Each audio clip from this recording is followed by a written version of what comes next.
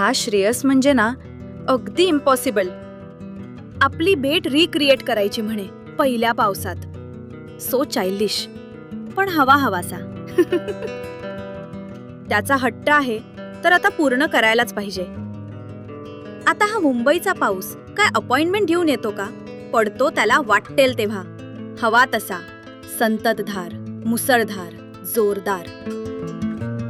श्रेयसलाच माहित काय करायचं ते. परत त्या दिवशी मी कुठे टूरला असले तर कसं करणार? असो, हवामान खात्याचा अंदाज आलाय, मुंबईत पाऊस लांबणार आहे.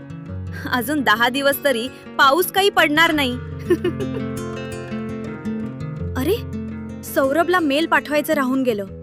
हे दिवसभर डोक्यात श्रेयसच असतो सध्या. त्याचे एक एक छंद आणि तो. खरं तर मलाही आवडतं हे सर्व. डोक्यात विचार सुरू असताना अचानक झोप लागली. दुसऱ्या दिवशी रोजच्या प्रमाणे सकाळी 6:30 वाजता जिम गाठली. 7 ते 7:15च्या सुमारास श्रेयसचा मेसेज आला. जिममध्ये असशील, काचेतून बाहेर पहा. मी बाहेर पाहिलं. पहिल्या पावसाची रिपरिप सुरू झाली होती. मी डोक्यावर हात मारतानाचा इमोजी टाकला. त्याचा रिप्लाय आला, आज ठीक 9:30 वाजता.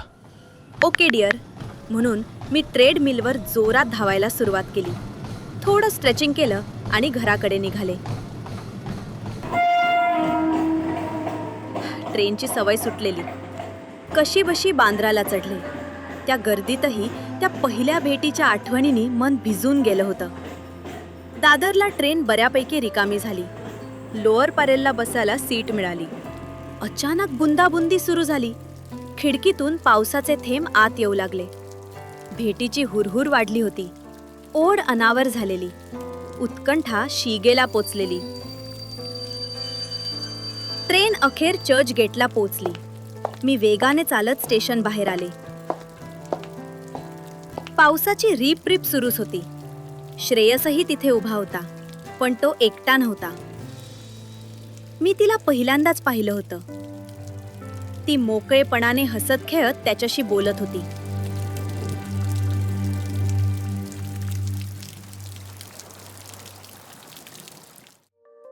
तुमच्या मते पुढे काय होणार? कमेंटमध्ये नक्की सांगा. आणि वगैरे वगैरेला सबस्क्राईब करायला विसरू नका.